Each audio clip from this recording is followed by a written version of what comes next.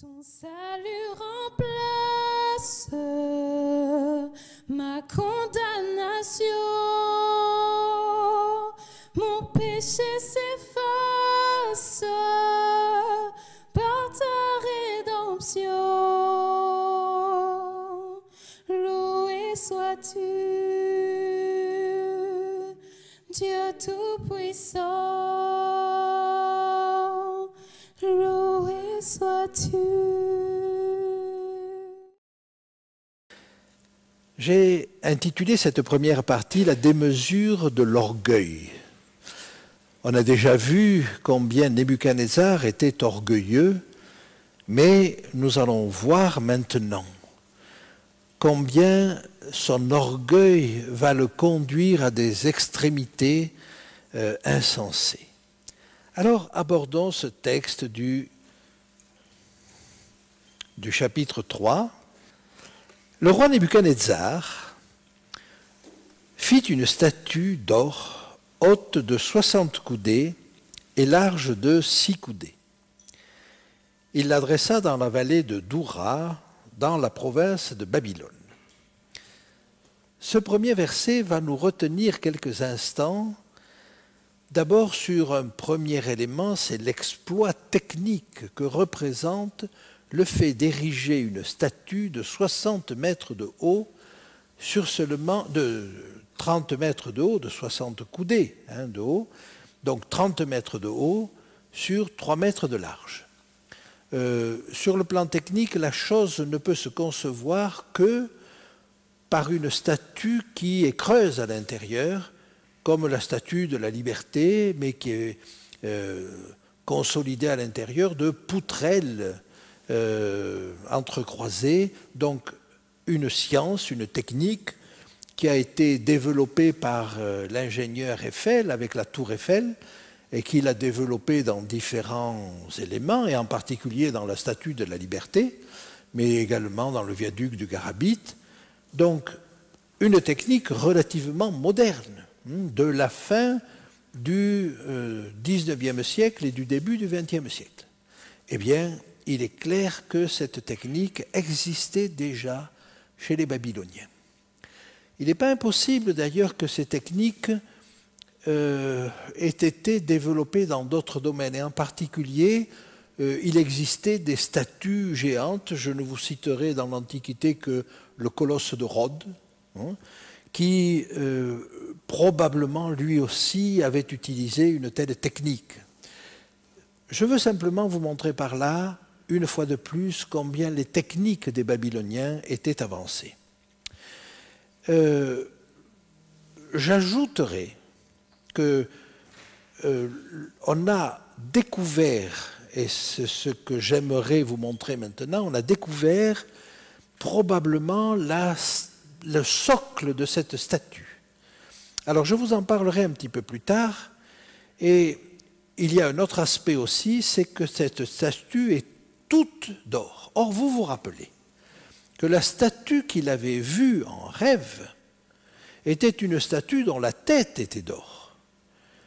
Mais il lui avait été dit clairement au chapitre 2, « Tu es la tête d'or, mais après toi il y aura un autre royaume qui sera d'argent, et après cela un troisième qui sera d'airain. » Prévoyant ainsi l'empire médo-perse et les empires grecs, si j'ose dire.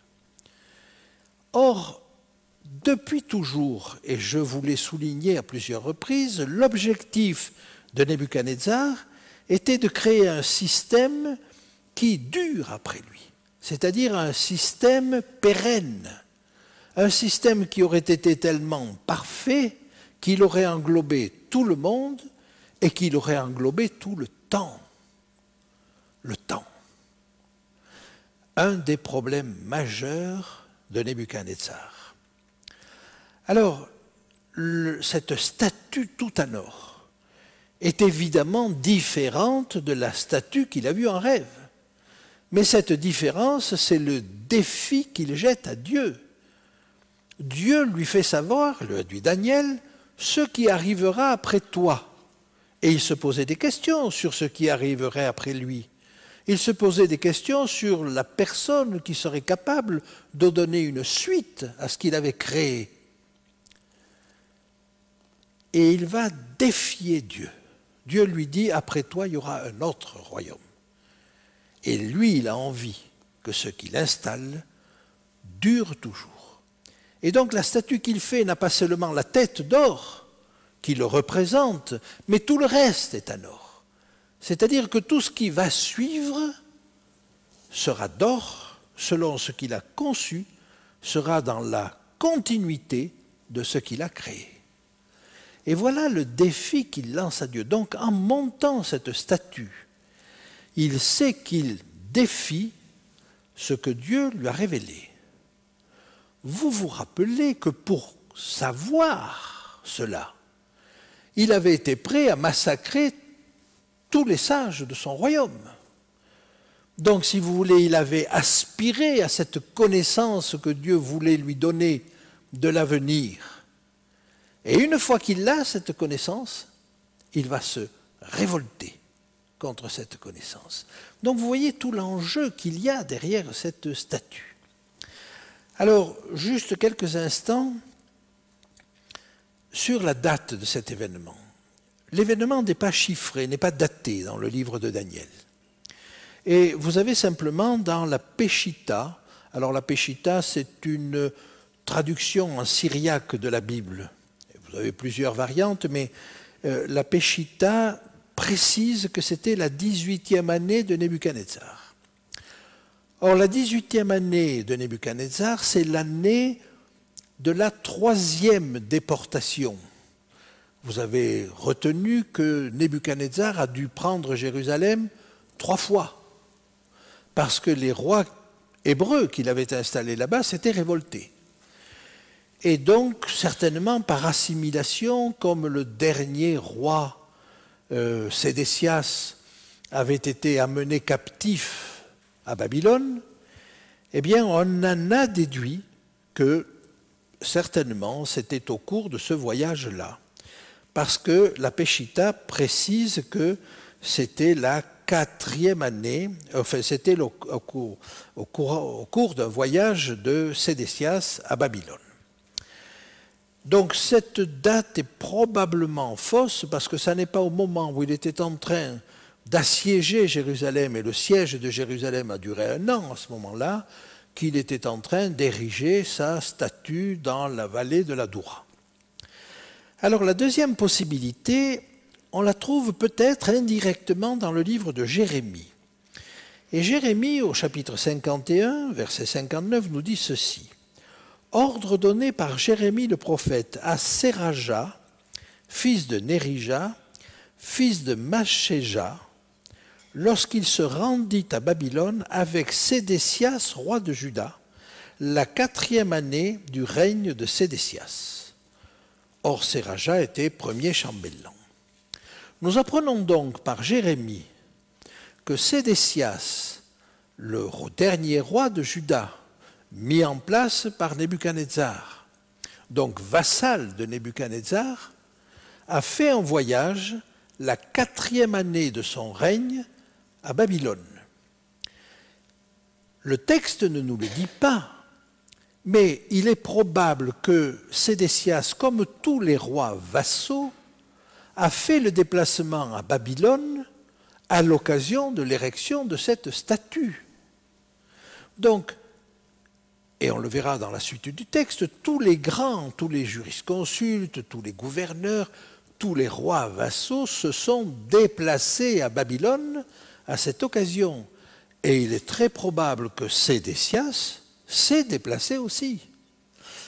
Alors, est-ce qu'il y a concomitance entre ce voyage de Sédécias et le voyage très probable qu'il a fait pour aller adorer la statue à la demande de Nebuchadnezzar? C'est très très probable. Mais à ce moment-là, vous voyez, c'est une dizaine d'années, en gros, après le songe de la statue. Alors, je m'attarde un petit peu sur cet épisode-là parce qu'il me paraît intéressant. Vous voyez qu'à l'occasion de ce voyage, Jérémie va donner l'ordre à Séraja de délivrer un message. Et nous allons voir cela. Ordre donné par Jérémie le prophète à Séraja, fils de Nérija, fils de Machéja, lorsqu'il se rendit à Babylone avec Sédécias, roi de Juda, la 4e année du règne de Sédécias. En l'occurrence, si nous faisons un petit peu les calculs, c'est environ en 593 avant Jésus-Christ, donc à peu près une dizaine d'années après la vision de la statue. Je continue. Il est probable que l'hypothèse 1 est le fruit d'une idée, d'une correction, c'est-à-dire le texte de la Peshitta a été certainement corrigé par des personnes qui se sont dit, eh bien, le voyage de Sédécias, là, correspond certainement à la 3e prise de Jérusalem. Je n'insiste pas là-dessus et j'avance sur ce que dit Jérémie. La 18e année de Nebuchadnezzar, il amena à Jérusalem 832 personnes. Et on s'est basé là-dessus lors de cette 3e déportation pour l'assimiler avec le voyage de Sédécias. Je reviens sur l'ordre donné par Jérémie à Séraja. Alors, l'ordre était intéressant parce qu'il portait sur le fait de délivrer à Babylone un message. Vous pouvez lire cela dans le texte de Jérémie, mais en gros, il s'agissait de dire que Babylone irait vers sa perte, vers sa destruction. Et vous comprenez qu'aller délivrer un tel message, alors que Nebuchadnezzar était au fait de sa puissance, ça n'était pas facile. Et la mission portait sur le fait qu'une fois qu'il aurait délivré son message, il devait attacher au parchemin une pierre et la jeter dans le fleuve, dans l'Euphrate. J'imagine que la mission de Séraja n'était pas facile. Mais j'aimerais imaginer ce que s'est passé, ce que nous pouvons comprendre si nous considérons qu'il y a concomitance de ces deux événements. Lors de l'adoration de la statue que nous allons voir là, si les 3 jeunes Hébreux se sont fait remarquer, c'est qu'ils ne faisaient pas comme tous les autres. Mais dans tous les autres, il y avait aussi tous les dignitaires venus d'Israël, État vassal, et même probablement le roi Sédécias, et les grands de ce royaume, les dirigeants de ce royaume. Cela veut dire que tous ces dirigeants-là, eux, se sont prosternés devant la statue. Et donc vous imaginez ce qu'a été le courage de ces 3 jeunes Hébreux de refuser de s'incliner devant la statue, non seulement devant Nebuchadnezzar et devant tous les grands du royaume, mais devant leurs propres représentants venus d'Israël et qui, eux, ont obtempéré. Une leçon pour nous dire que quand bien même nos représentants, quand bien même nos dirigeants ne seraient pas fidèles à Dieu, il nous faut rester fidèles. Et ceux qui ont résisté, ceux qui sont restés fidèles, Dieu, par eux, a pu faire une campagne d'évangélisation mondiale. Pourquoi ? Parce que tous ces gens venus de tous les pays, croyez-vous qu'ils ont emporté de leur voyage? Ont-ils emporté la grandeur de Nebuchadnezzar et la grandeur de sa statue? Ils ont rapporté dans leur pays l'histoire extraordinaire de ces 3 jeunes Hébreux qui ont été jetés dans la fournaise ardente et qui en sont sortis indemnes. Alors ça, c'était extraordinaire. Et par conséquent, le monde entier, à ce moment-là, le monde connu, puisqu'on avait dit à Nebuchadnezzar, mais toute la terre a les regards fixés sur toi. le monde entier a su l'histoire qui était arrivée. Je veux vous dire par là que Dieu a des moyens de diffusion mondiale. Nous pensons à la radio, nous pensons à la télévision. Mais à l'époque, Dieu a trouvé le moyen, à travers ces 3 jeunes Hébreux et à travers des moyens simples, à travers l'orgueil d'un roi pour mettre la terre entière à ses pieds, il a trouvé le moyen de faire une campagne mondiale d'évangélisation sans aucun frais. C'est extraordinaire. Voilà. Donc, je crois qu'il nous faut aller de l'avant. Peut-être même que Sédécias, voyant cela, le roi, s'est dit, mais alors on peut résister à Nebuchadnezzar. Et vous avez là toute la différence entre la foi et la présomption. Les 3 jeunes Hébreux étaient animés de foi, et par la foi ils ont avancé. Ils ont résisté au roi. Sédécias, lui, a résisté au roi, mais c'était de la présomption.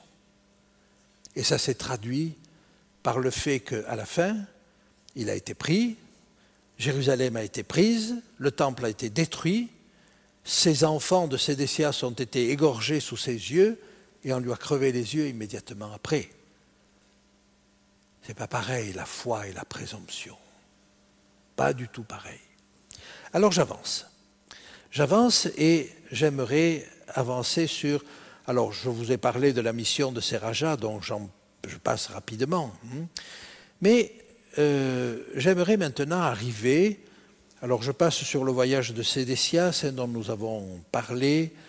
Voilà. Le roi Nebuchadnezzar fit donc une statue et on nous dit qu'il la dressa dans la vallée de la Doura, dans la province de Babylone.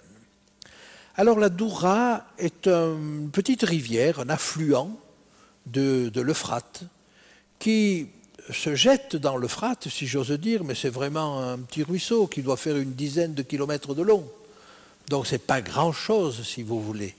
Et elle se jette dans l'Euphrate environ 5 kilomètres au sud du site de Babylone. Je n'ai pas trouvé de carte pour pouvoir vous exprimer cela, mais en gros, si vous avez Babylone ici, vous avez le site pris pour dresser la statue ici, et vous avez le village qui est occupé, le petit village qui accueille certainement les descendants des tout premiers Babyloniens, qui se trouve encore quelques kilomètres au sud. Donc, à 5 kilomètres au sud de Babylone, il y a là un confluent qui encore au siècle dernier était fait de marécages. Alors on peut comprendre que dans cette région, les marécages ne sont pas très nombreux tout de même, hein, ce sont plutôt des pays très secs.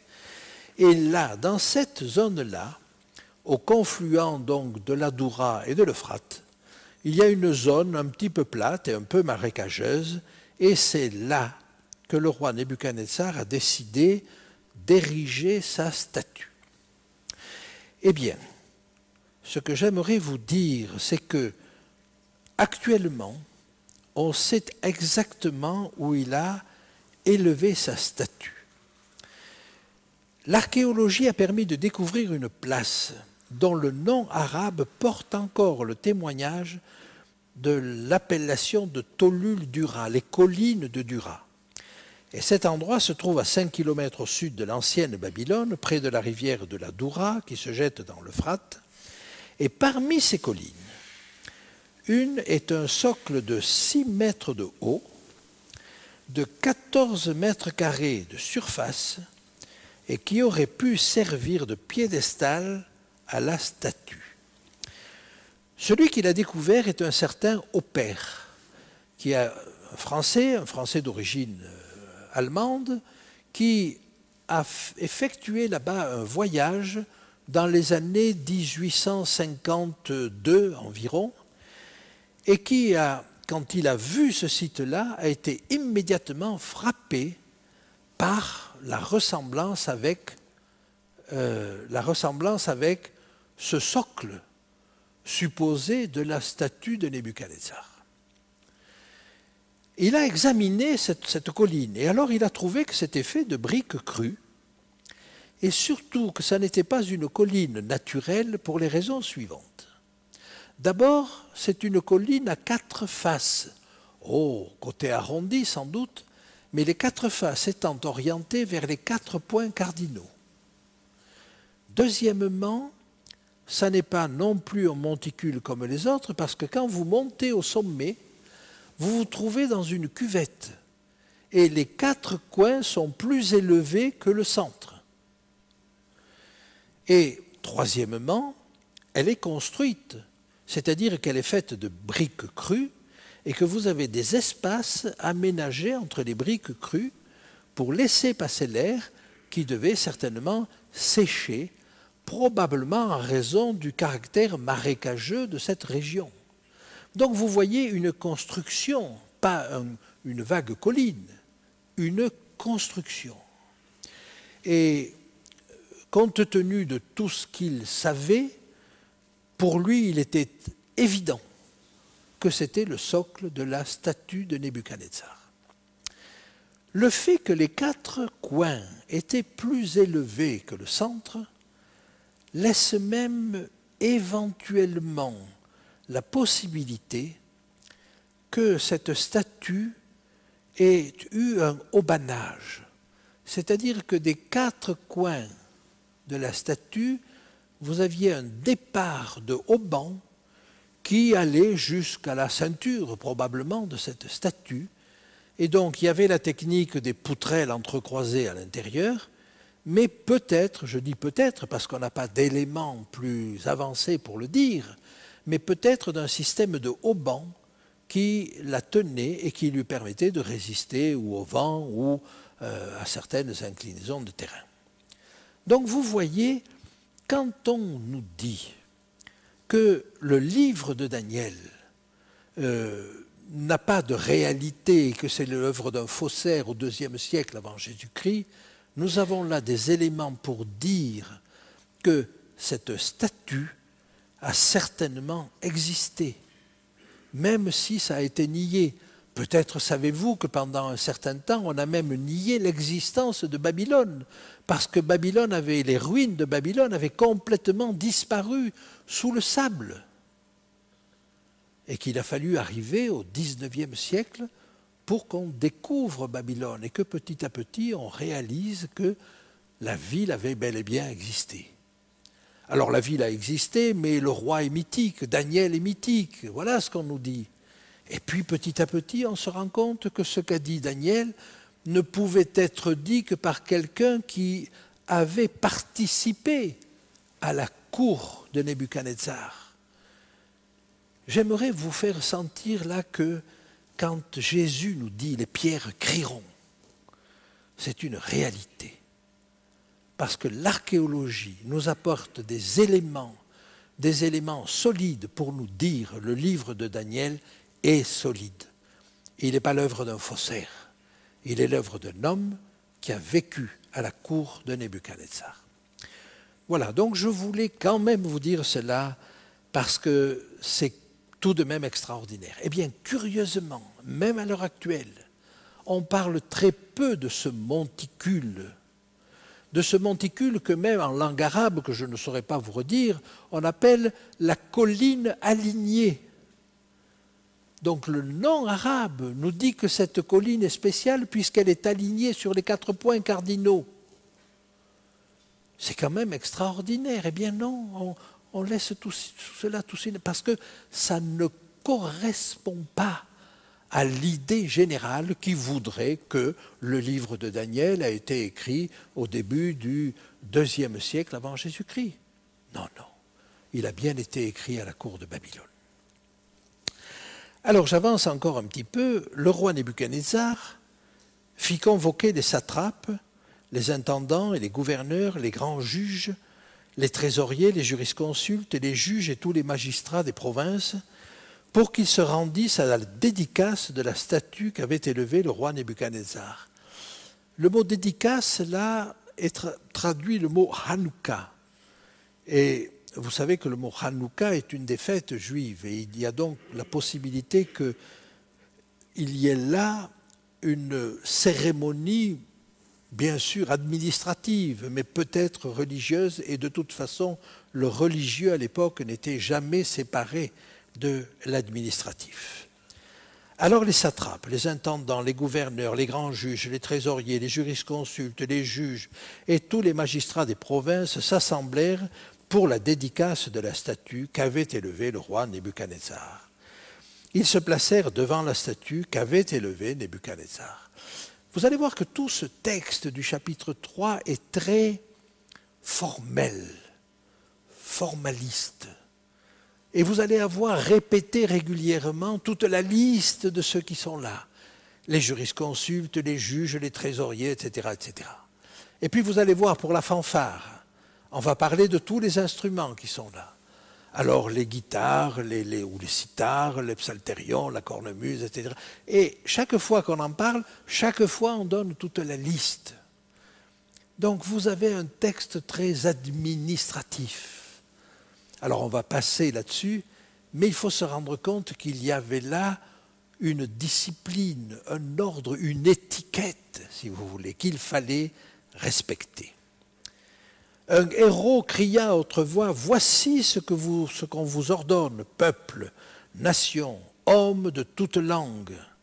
Au moment où vous entendrez le son de la trompette, du chalumeau, de la guitare, de la sambuque, du psalterion, de la cornemuse et de toutes sortes d'instruments de musique, vous vous prosternerez et vous adorerez la statue d'or qu'a élevée le roi Nebuchadnezzar. » Imaginez déjà que pour faire jouer tous ces instruments ensemble, ne croyez pas que c'était une cacophonie. Ils savaient harmoniser les sons. Et ils savaient faire jouer ensemble ces instruments. Donc vous voyez encore une technique dont nous n'avons pas parlé, mais il y avait une science de la musique à cette époque-là. Ce que j'aimerais retenir dans cette liste, c'est que vous avez au moins 3 noms dans cette liste qui ont une consonance grecque. La guitare, kytaros, le psalterion, alors on parle du psanterion ou du psalterion, et puis la cornemuse qui traduit le mot symphonia. Kytaros, psalterion, symphonia, voilà des mots qui ont une consonance grecque. Et on a dit, ben vous voyez, ça c'est la preuve. C'est la preuve que ce livre a été écrit à une époque grecque. Ces noms grecs n'étaient pas connus du temps de Daniel au VIe siècle avant Jésus-Christ.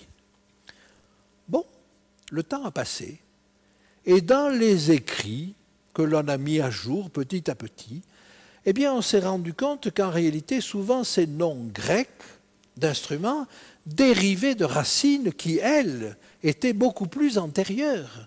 Donc la consonance est grecque, mais l'origine, les racines d'origine, remontent bien avant les Grecs. Et par conséquent, vous voyez, là encore, voilà un argument contre le livre de Judas, le livre de Daniel, qui a pu être déjoué. Quiconque ne se prosternera pas et n'adressera pas, sera jeté, bon, excusez-moi, il y a une petite erreur de frappe, sera jeté, n'adorera pas, sera jeté à l'instant même au milieu d'une fournaise ardente. Donc la menace est importante et tous sont invités à s'incliner. C'est pourquoi au moment où tous les peuples entendirent le son de la trompette, du chalumeau, de la guitare, de la sambuque, donc vous voyez ce texte administratif, tous les peuples, les nations, les hommes de toute langue se prosternèrent et adorèrent la statue d'or qu'avait élevée le roi Nebuchadnezzar. Le non-adorateur était immédiatement visible. Imaginez qu'il y ait toute une foule qui se prosterne. Immédiatement, vous voyez celui qui ne se prosterne pas. Je me rappelle d'un ami qui assistait, parce que c'était son pays, à une procession dans son village.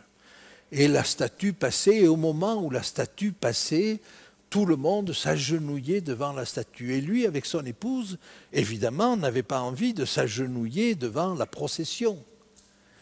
Ils sont donc restés debout, mais debout seuls au milieu de toute une foule qui se mettait à genoux. Vous direz, c'est difficile. Eh bien, ils m'ont dit, c'était difficile de rester debout, parce que nos vêtements, nos vestes étaient tirées vers le bas. Tous ceux qui étaient agenouillés autour de nous, nous tiraient les vêtements pour qu'on s'agenouille à côté d'eux. Et il était difficile de rester debout.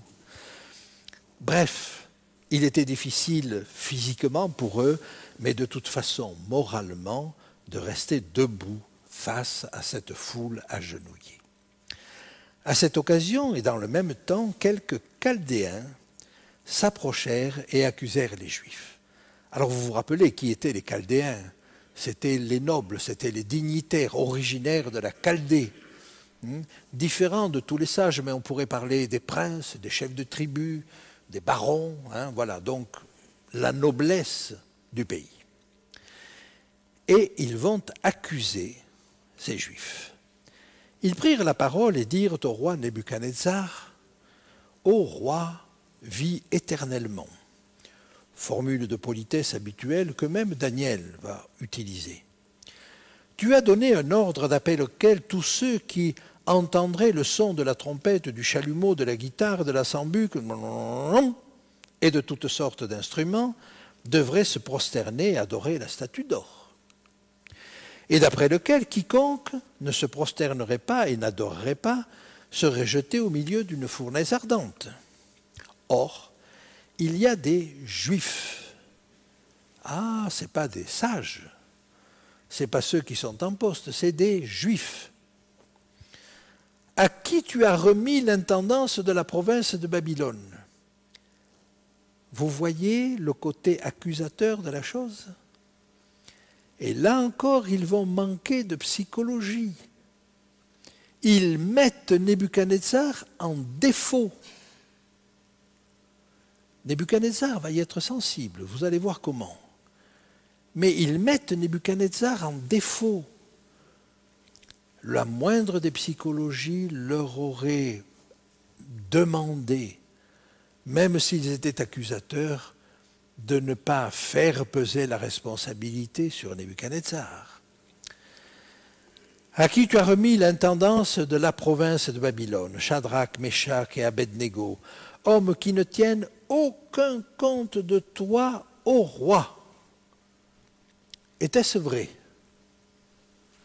Pas du tout, c'était certainement ceux qui tenaient le plus compte de Nebuchadnezzar, qui étaient ses meilleurs serviteurs. Mais vous voyez comment, à travers une désobéissance, et je le mets entre guillemets, on peut charger ces hommes-là. Il s'agit de les accuser. Si Nebuchadnezzar a des hommes fidèles à son service, ce sont justement ceux-là. Mais ils sont dénigrés. Ils ne servent pas tes dieux, ils n'adorent point la statue d'or que tu as élevée. Alors, Nebuchadnezzar, irrité et furieux, donna l'ordre qu'on amena Shadrach, Meshach et Abednego. Et ces hommes furent amenés devant le roi.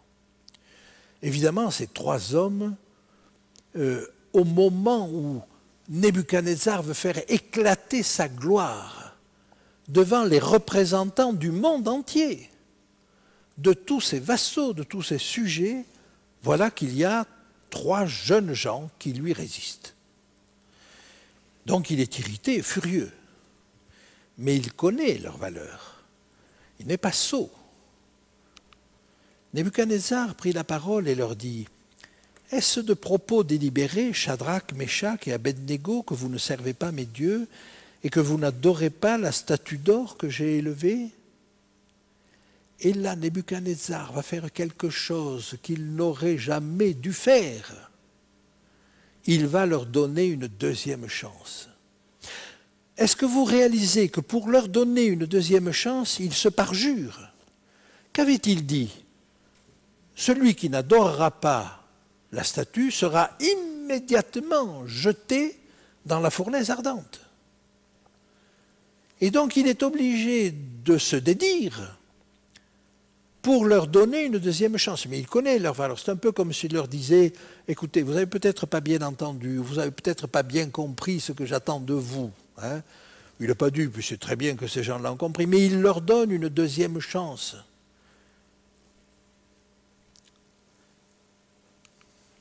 Maintenant, tenez-vous prêts. Et au moment où vous entendrez le son de la trompette, le chalumeau, la guitare, le sambuc, vous vous prosternerez et vous adorerez la statue que j'ai faite. Si vous ne l'adorez pas, vous serez jetés à l'instant même au milieu d'une fournaise ardente. Il leur donne une deuxième chance, il ne leur en donnera pas une troisième. C'est ça qu'il leur dit en clair. Et il ajoute la phrase qu'il n'aurait jamais dû ajouter. Et quel est le Dieu qui vous délivrera de ma main? Et là, mes amis, il sait qu'avec cette statue, il a déjà lancé un défi à Dieu. Et ces trois jeunes gens sont là pour l'arrêter dans sa folie. Et au lieu de se laisser arrêter, il augmente le défi. Et il dit, mais quel est le Dieu qui vous délivrera de ma main? Et il fait allusion à leur Dieu. Il fait allusion à ce Dieu qui lui a révélé qu'après son royaume, il y en aurait un autre. Shadrach, Meshach et Abednego répliquèrent au roi Nebuchadnezzar, « Nous n'avons pas besoin de te répondre là-dessus. » Réponse un peu cavalière. Sauf que si nous regardons bien la question est quel est le Dieu qui vous délivrera de ma main? Ben, ils disent là-dessus, on n'a rien à te répondre. Donc la réponse n'est pas insultante, mais vous allez voir que la réponse va se préciser. Voici notre Dieu que nous servons peut nous délivrer de la fournaise ardente. Ils ne savent pas, à cette heure-là, s'ils seront délivrés ou non. Mais ils sont prêts à aller à la mort. Nous ne savons pas. Par contre, et ils ajoutent une deuxième phrase qui montre leur foi et leur logique, par contre, il nous délivrera de ta main, ô roi. C'est-à-dire que même si c'est à travers la mort, tu n'as pas barre sur nous. Même si nous devons passer par la mort, ça n'est pas toi qui nous donnera, qui nous imposera la conduite que nous avons à avoir.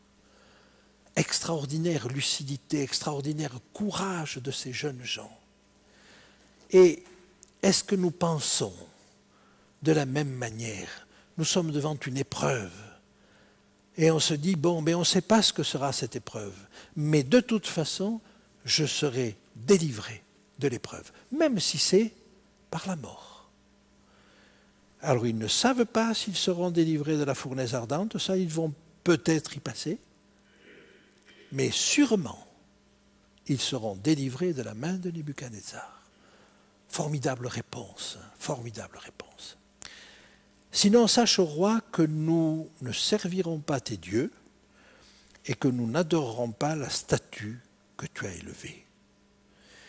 Eh bien, voilà à la fois la clairvoyance, la foi, la fidélité de ces jeunes gens qui, dans l'épreuve, vont montrer leur courage. Eh bien, leur courage, c'est ce qui va permettre à Dieu d'intervenir. Alors, j'aimerais simplement conclure cette première partie de la manière suivante. Et nous allons nous retrouver dans 5 minutes. Mais la fidélité à Dieu, c'est ce qui permet à Dieu d'intervenir. Merci de votre attention et je vous retrouve dans quelques minutes. Nous allons voir la suite de cette histoire, donc de la fournaise ardente. Sur quoi Nebuchadnezzar fut rempli de fureur, et il changea de visage, en tournant ses regards contre Shadrach, Meshach et Abednego. Il reprit la parole et ordonna de chauffer la fournaise 7 fois plus qu'il ne convenait de la chauffer. 7 fois plus, on pourrait penser que c'est un chiffre approximatif. Mais je vous l'ai dit, ils avaient des techniques. Alors il est très probable que ces fournaises étaient alimentées par du pétrole, hein, et que la chauffe se faisait non pas à travers du bois, mais à travers du pétrole. Et il y avait dans cette région des affleurements de pétrole, comme vous le savez bien entendu.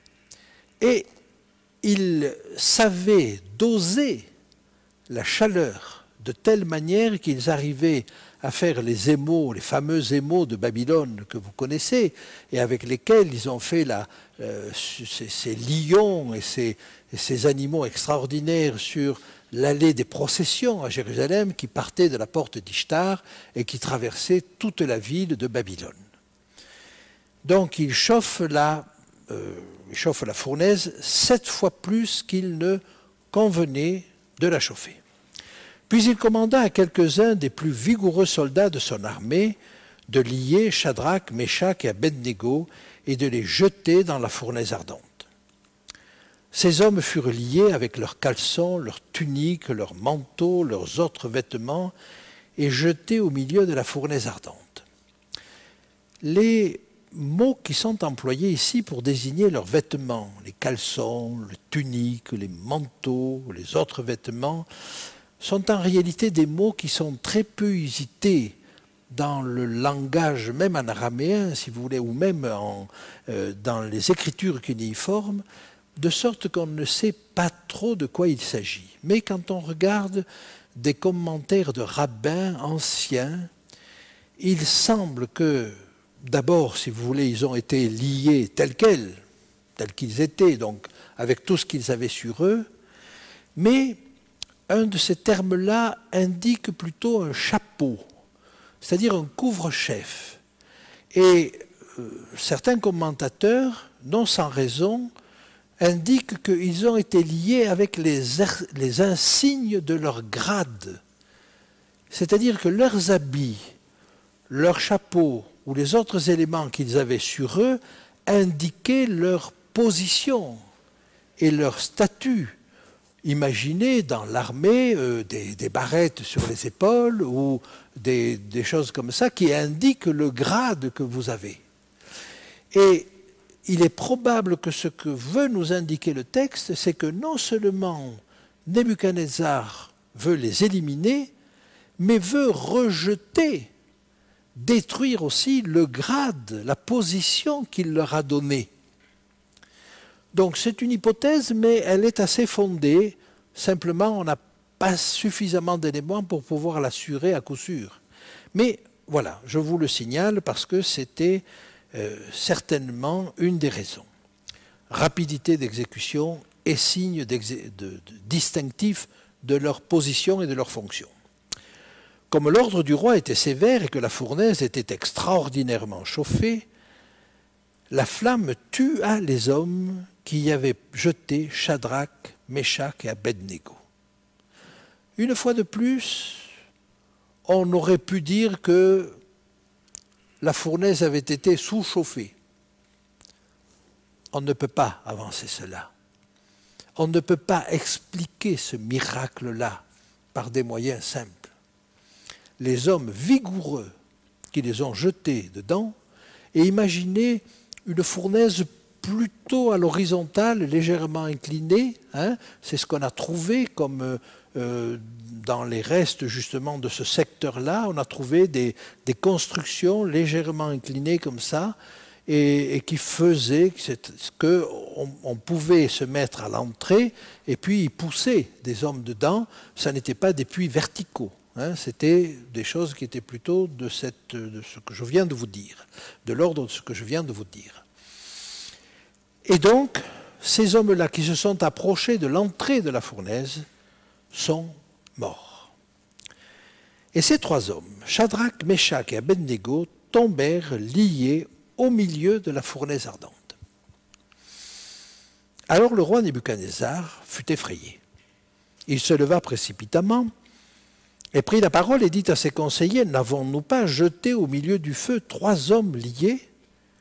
Ils répondirent, « 3, certainement, ô roi. » La position allongée dont je vous parle et non pas verticale explique que Nebuchadnezzar puisse voir à l'intérieur. Parce que si ça avait été comme un puits vertical, il n'aurait pas pu être au-dessus. Et il aurait été dévoré par la flamme, comme les hommes qui les avaient jetés et qui s'étaient approchés. Donc vous voyez ce que l'on a trouvé archéologiquement dans ce secteur-là et qui ressemble à ces fours, à ces fournaises, confirme la manière dont le récit nous est rapporté. Il reprit et dit, « Eh bien, je vois 4 hommes sans lien qui marchent au milieu du feu et qui n'ont point de mal. Et la figure du 4e ressemble à celle d'un fils des dieux. » Regardez l'apparente contradiction de notre situation. Ceux qui auraient dû avoir peur, ce sont les 3 jeunes Hébreux. Or, le verset précédent nous dit, « Alors le roi Nebuchadnezzar fut effrayé. » Et alors que les 3 jeunes Hébreux auraient dû, eux, être effrayés, ils vont répondre avec beaucoup de calme, posément, de manière réfléchie à Nebuchadnezzar. Et alors que la sérénité aurait dû être du côté de Nebuchadnezzar, ils se trouvent effrayés. Eh bien, ça nous indique bien que le fait de marcher avec Dieu devrait nous apporter cette sérénité. La sérénité, on retrouve ceci dans l'Apocalypse au chapitre 13, au chapitre 14, excusez-moi, et où on voit que ceux qui marchent avec Dieu, même s'ils sont persécutés, sont en repos, alors que les persécuteurs, eux, sont sans repos de leur pensée, de leur âme. Le deuxième élément que j'aimerais souligner dans ce verset, si vous voulez, c'est que il y a ce 4e homme, si j'ose dire, si tant est qu'on peut l'appeler un homme, parce qu'il a la figure d'un dieu. Et la réaction de Nebuchadnezzar est assez curieuse.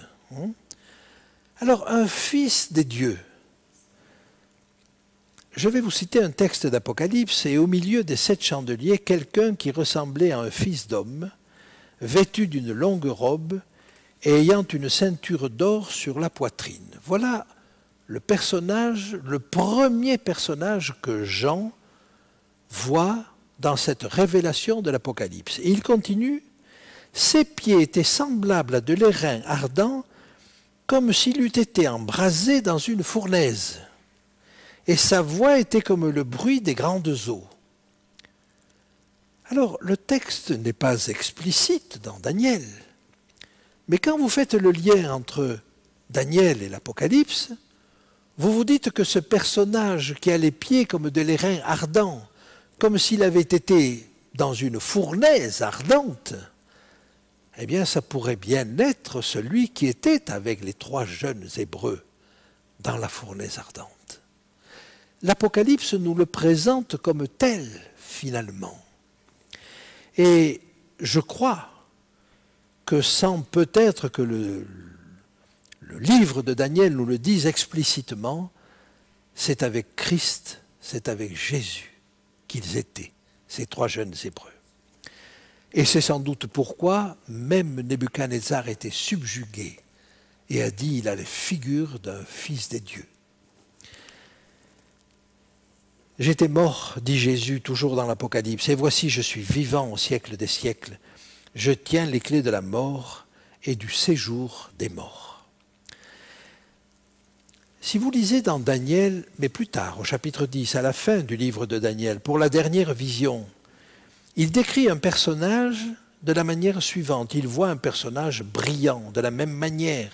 Son corps était comme de chrysolite, son visage brillait comme l'éclair, ses yeux étaient comme des flammes de feu, ses bras et ses pieds ressemblaient à de l'airain poli, comme s'il avait été dans une fournaise.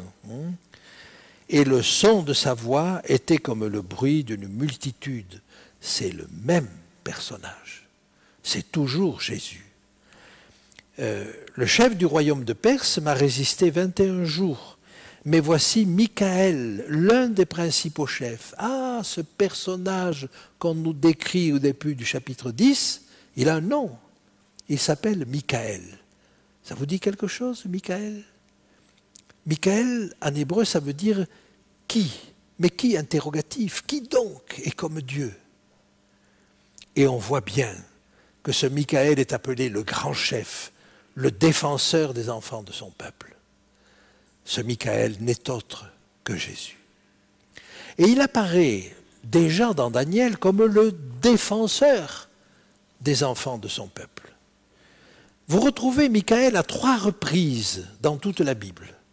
Dans Daniel, 10 et 12, dans Apocalypse 12 et dans Jude, au verset 9. Toutes ces fois-là, il est aux prises avec les forces démoniaques et avec Satan en particulier. Autant dire que Michaël, c'est le nom de guerre de Jésus. Eh bien, ce personnage, c'est à la fois celui qui lutte contre l'ennemi de toujours, mais c'est aussi celui qui défend son peuple. Et là, il défend son peuple. J'avance donc, et je vais vous donner un autre texte dans Ézéchiel. Je vis encore comme de l'airain poli, comme du feu, au-dedans duquel était cet homme, et qui rayonnait tout autour. C'est l'image d'une fournaise ardente qui nous est donnée là aussi, depuis la forme de ses reins jusqu'en haut, et depuis la forme de ses reins jusqu'en bas. Et je vis du feu, et comme une lumière éclatante dont il était environné. Tel l'aspect de l'arc qui est dans la nue en un jour de pluie, ainsi était l'aspect de cette lumière éclatante qui l'entourait. C'était une image de la gloire de l'Éternel. Ce personnage, au milieu du feu, n'est autre que Christ dans Ézéchiel 1. Et vous le retrouvez dans Ézéchiel 9, et vous le retrouvez dans Ézéchiel 11. Je vais vous faire juste un petit schéma en quelques minutes. L'homme de la fournaise ardente, Daniel 3, c'est l'homme que vous retrouvez, l'homme de bronze que vous retrouvez en Apocalypse 1. Mais cet homme de bronze d'Apocalypse 1, il a les mêmes caractéristiques que celui qui est dans Daniel 10. Et il s'appelle Michaël. Il est le même que celui que vous trouvez dans Ézéchiel 1. Je vous ai lu ces textes, mais je continue. Dans Ézéchiel 9 et 10, vous retrouvez un personnage qui a une écritoire à la main, qui est vêtu d'un lin, d'une robe de lin. Ah, mais c'est que vêtu de lin, vous le retrouvez, ce personnage, dans Daniel 8. Il est vêtu de lin. Et puis dans Daniel 12, vous le retrouvez également. Mais Daniel 12, ça vous renvoie à Apocalypse 10. Le tout vous renvoie à Daniel 2. Daniel 2, c'est la petite pierre. Enfin, la pierre qui se détache de la montagne. Et Ézéchiel 9, avec le personnage qui a une écritoire à la main et qui est vêtu de lin, c'est celui que vous trouvez en Apocalypse 7. Vous le retrouvez partout. Parce que dans Ézéchiel, il manipule les charbons ardents qui sont sur l'autel. C'est le même que vous retrouvez en Ésaïe 6 pour la vocation d'Ésaïe. Et ce personnage qui manipule les charbons ardents au-dessus de l'autel d'or, c'est aussi celui que vous retrouvez en Apocalypse 8. Et vous pouvez, comme cela, regarder partout dans tous ces textes qui se répondent et qui nous présentent toujours le même personnage qui est Jésus-Christ. Je peux vous dire qu'à partir de ce chapitre-là, et à coup sûr depuis le chapitre 7, mais même avant, Jésus-Christ est dans tous les chapitres de Daniel. J'aurai l'occasion de vous en parler une autre fois. Alors, permettez-moi d'avancer encore et d'aller de l'avant. Ensuite, Nebuchadnezzar s'approcha de l'entrée de la fournaise ardente et prenant la parole, il dit « Shadrach, Meshach et Abednego, serviteurs du Dieu suprême, sortez et venez. » Et Shadrach, Meshach et Abednego sortirent du milieu du feu. Est-ce que vous notez qu'il n'a pas appelé le 4e? Il n'en appelle que 3. Il leur dit sortez, sans doute parce qu'on ne donne pas un ordre à un fils des dieux. Mais vous voyez, il les appelle tous les 3. Bien. Les satrapes, les intendants, les gouverneurs, les conseillers du roi s'assemblèrent, bien entendu. Et ils virent que le feu n'avait eu aucun pouvoir sur le corps de ces hommes. Et on nous donne des précisions, que les cheveux de leur tête n'avaient pas été brûlés, que leurs caleçons n'avaient pas été endommagés. Le mot qu'on a traduit par caleçon est certainement faux. Les racines font plutôt penser à un manteau. Et c'était peut-être là les insignes de leur position, de leur rôle, de leur fonction. Et ils ont pu voir, alors que Nebuchadnezzar voulait se débarrasser des hommes et de leur fonction qu'il leur avait donnée, pour se dégager de l'accusation qui lui avait été donnée, ces hommes à qui tu as donné la gouvernance de la région de Babylone, ce sont ces hommes-là qui se retournent contre toi. Et il avait voulu éliminer cela. Et ces hommes-là ressortent non seulement indemnes, mais les habits qui représentaient leur fonction indemnes également. C'est-à-dire qu'ils sont sauvés, eux, et leur fonction. Et la suite du texte va nous montrer qu'il va les remettre dans leur fonction. Nebuchadnezzar prit la parole et dit « Béni soit le Dieu de Shadrach, de Meshach et d'Abednego, lequel a envoyé son ange. » Et donc vous voyez, il avait dit c'est un fils des dieux, et là il l'appelle un ange, c'est-à-dire un messager. Dieu a envoyé son messager et délivré ses serviteurs qui ont eu confiance en lui. Évidemment, Nebuchadnezzar est impressionné, c'est évident.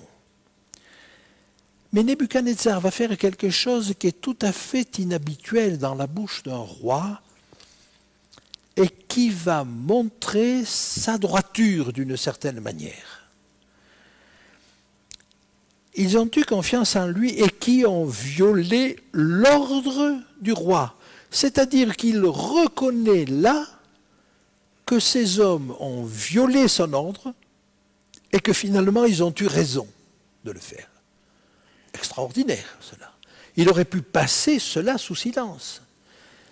Mais ils ne le passent pas sous silence. Ils ont violé l'ordre du roi et livré leur corps plutôt que de servir et d'adorer un autre Dieu que leur Dieu. Il connaît ce Dieu des Hébreux. Il le sait. Il les connaît, ces hommes. Mais il a voulu défier ce Dieu. Et il a perdu. Et il le reconnaît. Maintenant, vous allez voir comment il va rattraper la situation. Voici maintenant l'ordre que je donne. Tout homme, à quelque peuple, nation ou langue qu'il appartienne, qui parlera mal du Dieu de Shadrach, de Meshach et d'Abednego, sera mis en pièces et sa maison sera réduite en un tas d'immondices, parce qu'il n'y a aucun autre Dieu qui puisse se délivrer comme lui. Et là, quelque part, pour pouvoir reprendre son souffle, pour pouvoir reprendre sa dignité, il va se poser en défenseur de Dieu. Quiconque parlera mal de ce Dieu, qu'il va nommer comme le Dieu de Shadrach, de Meshach et d'Abednego, quiconque en parlera mal, sa maison sera réduite en un tas d'immondices. Retenez bien la manière dont il prend la défense de Dieu. Parce que ce que vous allez voir au chapitre suivant est complètement différent. Parce qu'il n'y a aucun autre Dieu qui puisse délivrer comme lui. Ah, rappelez-vous, avec le chapitre 2, Nebuchadnezzar a découvert un Dieu qui se révèle, un Dieu qui communique avec les hommes. Ça, c'est sa grande leçon du chapitre 2. Il ne connaissait pas les dieux comme ça. Les dieux dont la demeure, disaient les sages, n'est pas parmi les hommes. Mais là, il découvre autre chose. Il découvre un Dieu qui sauve. Il n'y a aucun autre Dieu qui puisse délivrer comme lui.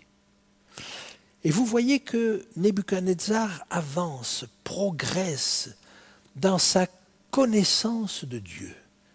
Et il le reconnaît. Oh, pour autant, il n'est pas converti. Et nous allons voir ce qui va se passer. Mais vous voyez que petit à petit, il apprend à connaître un Dieu différent.